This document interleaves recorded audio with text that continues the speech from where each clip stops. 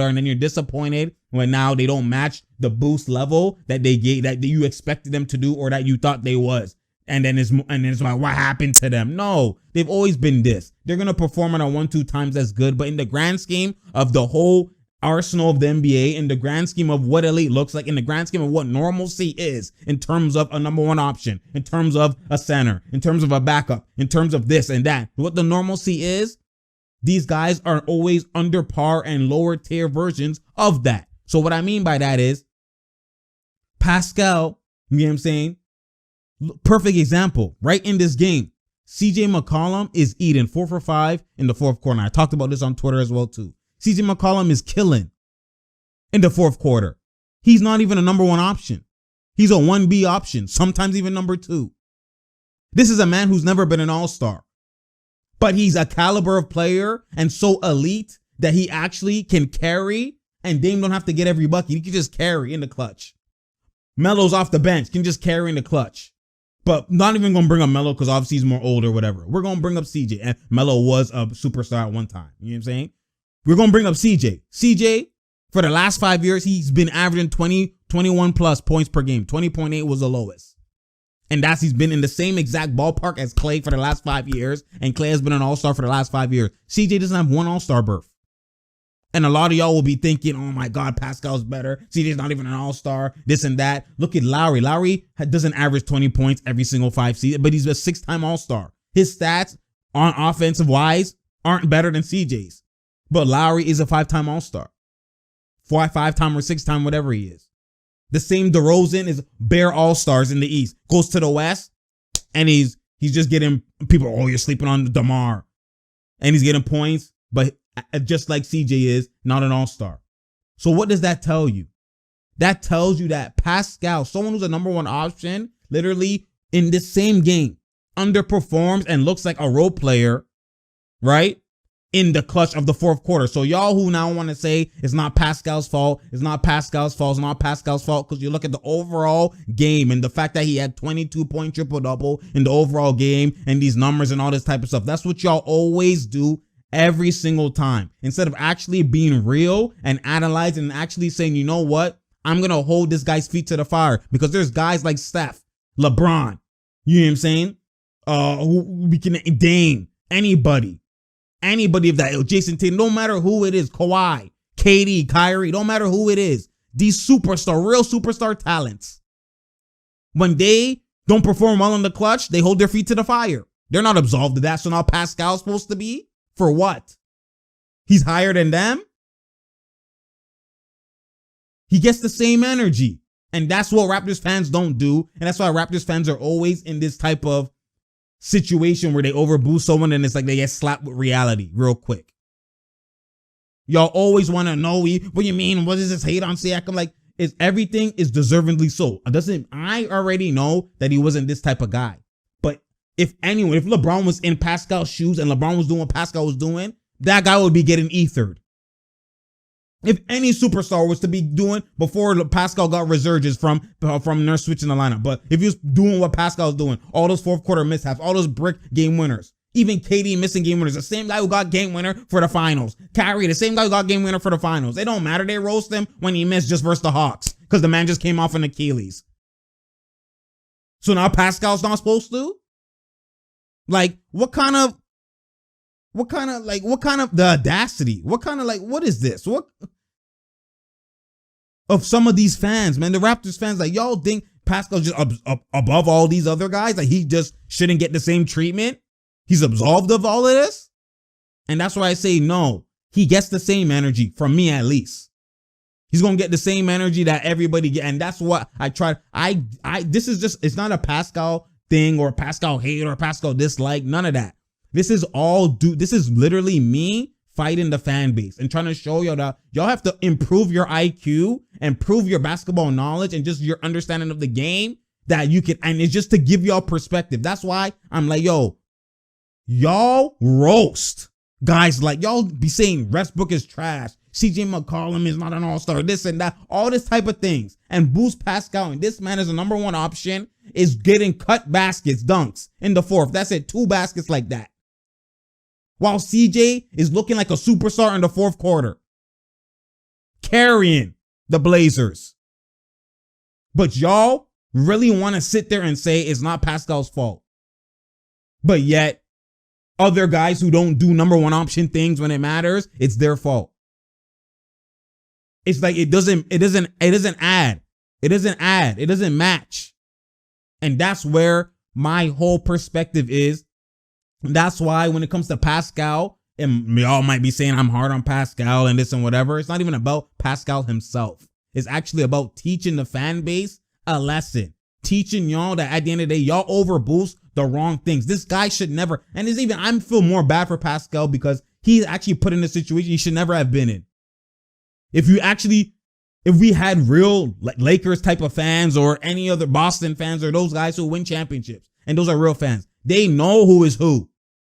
Just because a man scores 17, they won't ever say, oh my God, that guy's star potential. Like, they're not going to overboost. Obviously, you have a 1-2 fan that get, overzealous and they get amped and their hearts start, the juices flowing and they're hella biased. But the grand scheme of things, most fan base don't ever cap to this extent that the Raptors fan base caps and overboosts to.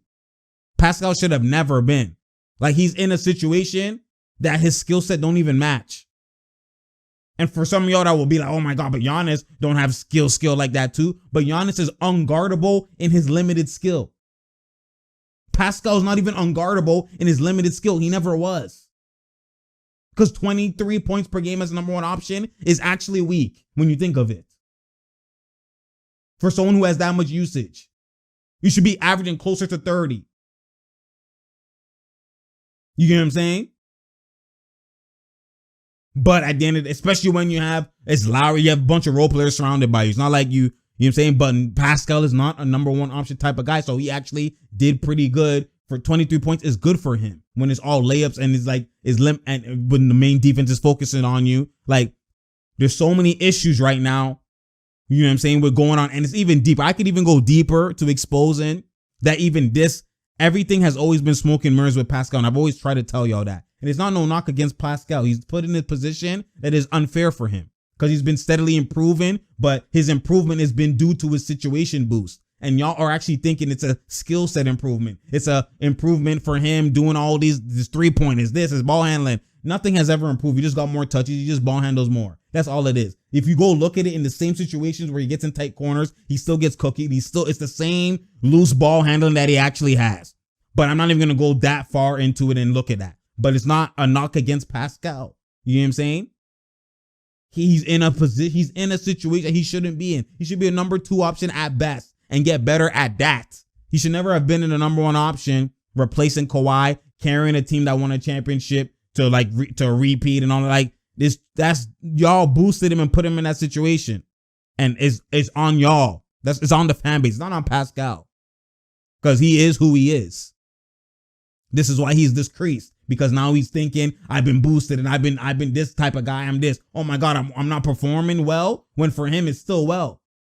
But I'm not performing well to what I did these other times when that's been smoke and mirrors. So now he's mentally goes into a mental fugazi, mentally, he's mentally blocked. He's mentally in a mental, mental block or mental challenge or mental depression or whatever the case is. That's what he's actually was in that type of funk. And it's even deeper than y'all to show y'all that Pascal's even this resurgence he's starting to have in the last 5 games is more smoke and mirrors than y'all actually are understanding, is because him starting to thrive even more now, Nurse has actually had to nice him and change the offense even more. It's not like he just woke up and started snapping. No, that's cap. Nurse had to now give him a Giannis type of offense and now put him at the 5. So Nurse, instead of Pascal as a number, the next year as a number 1 option, the second year, improving in the same, we have a center, I'm still the power forward, and he's improving and getting buckets in that same situation, what is normal for him? No, Nurse had to actually change it to where Pascal now starting at the 5 and all these type of changes, obviously Boucher plays and whatever, but Pascal's at, he's seen a lot of minutes at the 5, which is why his rebounds improve, which is why his assists even improve too, because there's more shooters around him, all that type of stuff. He's getting the ball more in those situations. So Nurse has had to change things to benefit Pascal even further that he never even had to do before. And this type of thing actually doesn't even, it's not something they would actually go to in playoffs. If let's say they made playoffs, they wouldn't start Pascal at the 5 in the playoffs. Because if you look at it, why didn't they start him at the 5 versus Nurkic? Why didn't they start at the 5 in specific games? Because they know they're only doing it to boost him and to give him changing their play style because it's more beneficial for these other teams and whatever the case and all that type of stuff. But it's not real playoff situation he's going to actually be at. Unless it's near that maybe end games or whatever. So man has to actually adjust that OD again to now snap you out of whatever you're doing. So that production you're seeing is even more smoke and mirrors than what you actually are, what every Raptors fan is actually taking in. It's actually Nurse manipulating these things.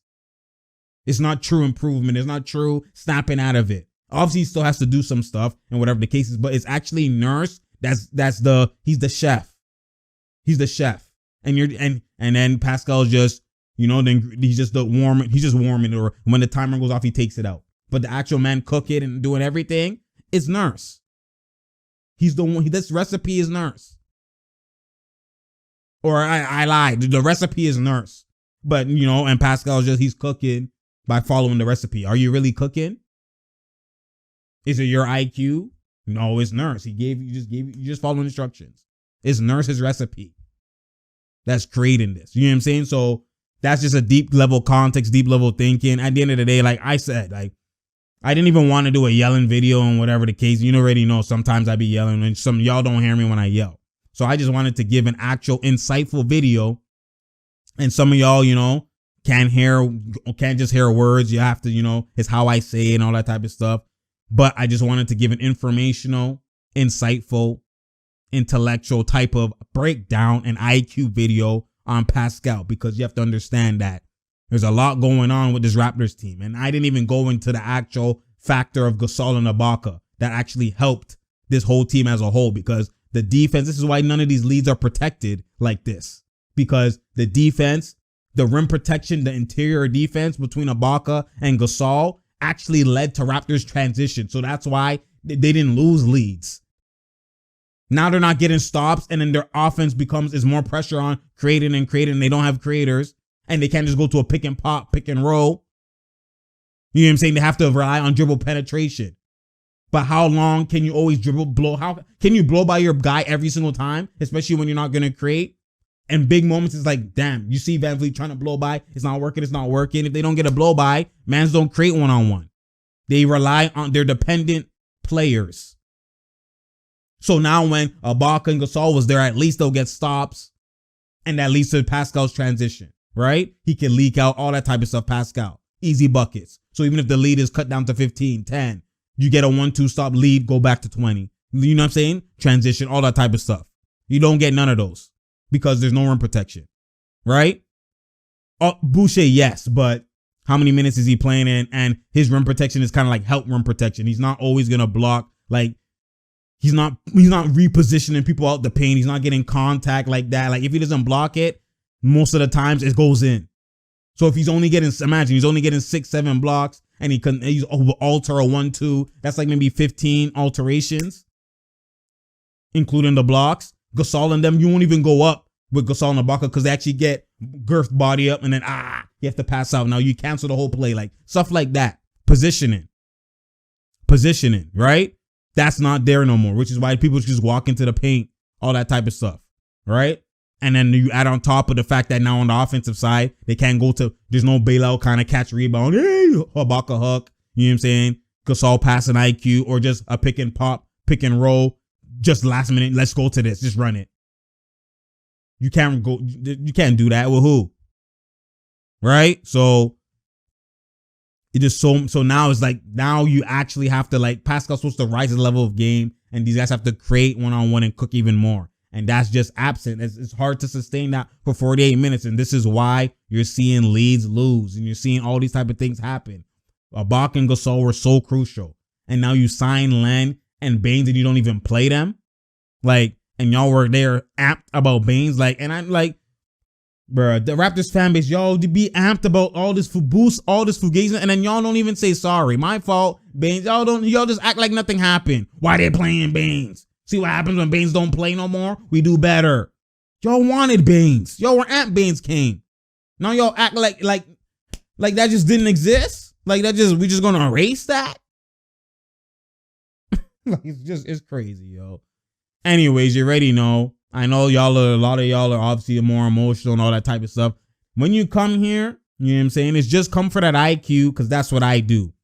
You have to just sit there with no biases and actually just take in what I'm saying, what I'm breaking down. Because if you actually, like I said, a number one option should not be doing what Pascal's doing. This should not, like, he literally is absent when it matters or runs into the paint in his turnover and bad takes, like in the fourth quarter when it matters. Obviously in the earlier part of the game and whatever, like LeBron has been roasted for time about, oh my God, he's only 3/4 type of player earlier times in his career. So why would Pascal not get that? People will blame LeBron for losses. LeBron would even pass in the clutch and people blame LeBron for losses. So if a man is missing or a man is just absent in the fourth, he should get the blame for losses, especially as a number one option. That comes with the territory. This is why a number one option isn't for everybody. It's not. It's not. You can't just feel sorry for somebody and not spit the real facts for them. I don't move like that. I'm going to tell you the real always. If you're my guy, if you're not my guy, I'm going to tell you the real always. That's me. Because at the end of the game, the love of game for basketball and the love of the appreciation for the sport and just the purity of the sport requires certain things, or is blasphemous to the sport. It's disrespectful to the sport to lie to somebody and tell them, no, it's their fault. If they did this, then you would be good. No, if you're that guy, you're supposed to absolve their mistakes. You're supposed to be the savior. Oh my God, if we didn't have this guy. That's what Kawhi was, and you've seen what that led to. Imagine Kawhi just was blaming everybody in the fourth versus Philly when mans were just passing to him and they acted like they had no skill. Like they were just shocked and they were just zombies out there on the court, and it was Kawhi doing everything, shooting 40 shots. Imagine Kawhi had 20 shots. He's like, yo, what are y'all doing? Okay, I'm just gonna pack it in. No, I will save y'all.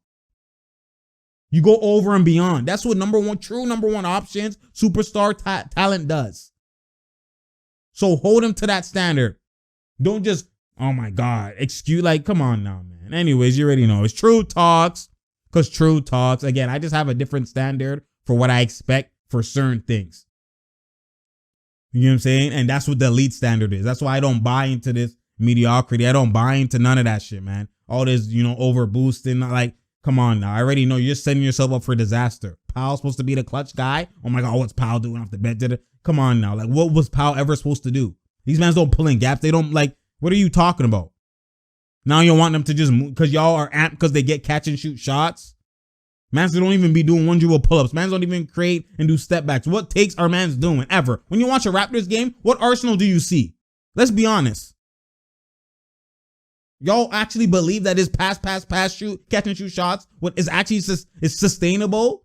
It only was because they had defense and they surprised a lot of people. But now we pay attention to y'all. And y'all don't have that rim protection. Create. The creating, it comes down to that always. Bruh. You already know, man. Y'all just need to understand the game, man. You just need to understand the game. And it's okay. It happens, man. I mean, the love for the team, obviously, blinds people. That's what it goes. Love for everything blinds you. You know what I mean? That's how it goes. You know what I mean? Like, bruh, you could be with someone and everyone thinks that they're ugly, but you think they're beautiful because you're blinded by love. It happens like that. That's how it goes, man. You just got to be real with it at the end of the day, and y'all aren't going to see it. I know some of y'all will snap out and slap yourself and be like, oh my God, I had bear goggles. Some of y'all will snap out of it and see what elite looks like and what ugly looks like. But at the end of the day, it is what it is. You know what I'm saying? It is what it is. Up to y'all. I'm just here to, to just give perspective. That's all I'm hearing. Real perspective. That's it. That's it. You feel me?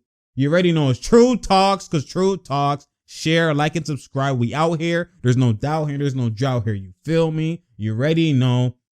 We out here, man. I appreciate y'all. And what? Raptors are 2-8. We'll see what they do, man, moving forward, man. Bro, it's just tough. It's tough. It's tough. I know it's tough. Anyways, follow me on the Instagram. Follow me on Twitter. You know what I'm saying? For daily type of, comments and posts and all of that type of stuff. You already know. I appreciate y'all as well. Support your boy. Click the Patreon link below. You know what I'm saying? If you want to help me and just donate to the boy, to the cause, you know what I'm saying? And support your boy for, as little as $2 a month, where you set it and forget it. you can kick the Playtron link below. And if you just want to do a one-time donation and help your boy out, that's the PayPal link below. You know what I'm saying? I appreciate each and every donation. I've seen some of y'all donating and some of y'all that's been, going to the Patreon and hitting me up and whatever the case is. And I appreciate y'all. Don't worry. I see y'all. I see every one of y'all, man. We'll see, I got stuff coming in the works moving forward, but I'm just, it's brewing. Just be patient. You already know. I appreciate y'all, man. And I'm out, man.